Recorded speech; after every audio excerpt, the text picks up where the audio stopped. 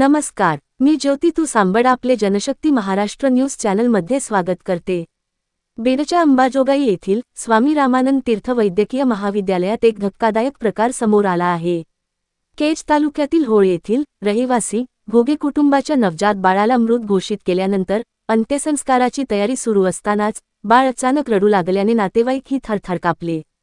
मिळालेल्या माहितीनुसार महिलेला प्रसूतीसाठी स्वामी रामानंद वैद्यकीय रुग्णालयात दाखल करण्यात आलं होतं। प्रसूतीनंतर डॉक्टरांनी बाळ मरण पावल्याचं सांगितलं। कुटुंबीय बाळाला आपल्या गावी घेऊन गेले आणि अंत्यसंस्काराची तयारी सुरू केली। मात्र या तयारीदरम्यान बाळाने अचानक रडायला सुरुवात केली। हा प्रकार पाहून नातेवाईक आश्चर्यचकित झाले। त्यांनी तत्काळ परत अंबाजोगाई येथील रुग्णालय गाठलं आणि बाळाला तातडीने अतिदक्षता कक्षात दाखल केलं। ही घटना घडल्यानंतर रुग्णालय प्रशासनाच्या भूमिकेवर गंभीर प्रश्न उपस्थित झाले आहेत। डॉक्टरांनी मृत घोषित केलेलं बाळ जिवंत निघणं ही बाब केवळ धक्कादायक नसून संतापजनकही आहे।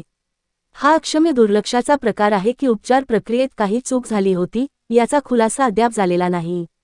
विशेष म्हणजे बाळाच्या कुटुंबियांनी अद्याप रुग्णालय प्रशासनाकडे कुठलीही तक्रार दाखल केलेली नाही। या घटनेनंतर रुग्णालयाच्या कामकाजावर प्रश्नचिन्ह उपस्थित झाले असून नवजात बाळांच्या सुरक्षेचा मुद्दा पुन्हा ऐरणीवर आला आहे।